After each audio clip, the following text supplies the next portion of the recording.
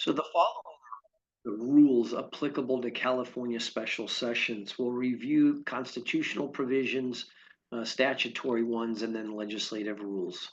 First, what are the applicable California constitutional provisions?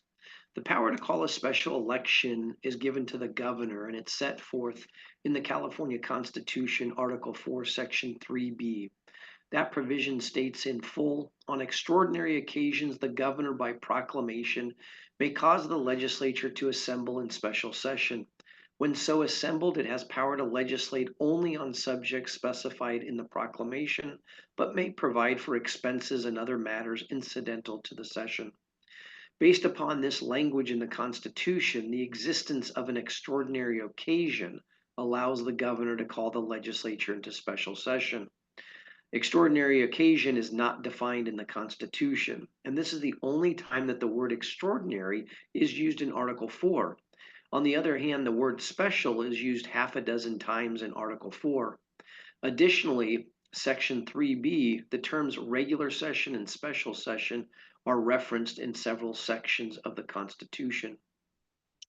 In Article 4, Section 8C1, it deals with the time a statute enacted at a special session goes into effect.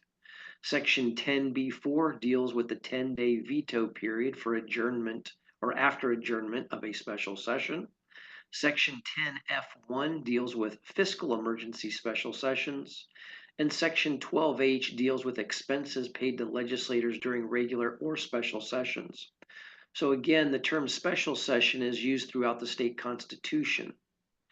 What are the applicable statutory provisions related to special sessions? Of interest, there are roughly 90 references to extraordinary sessions in California statutes, but the term is used to reference a specific extraordinary session relating to the effective date of a statute enacted during such an extraordinary session.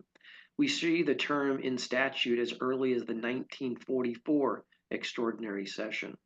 Otherwise, only Government Code Section 9004 references an extraordinary session in addition to its reference to a regular session, and Section 9004 deals with when the legislature must convene during or following a war or enemy-caused disaster.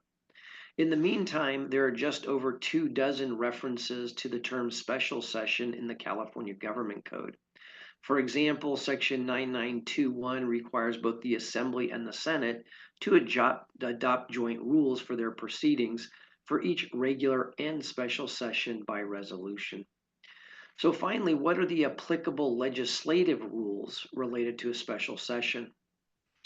In the joint rules of the Assembly and Senate, the term extraordinary session is used almost exclusively.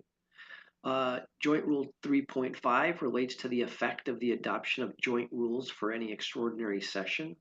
Joint Rule 13 deals with the distribution of legislative publications for any regular or extraordinary session.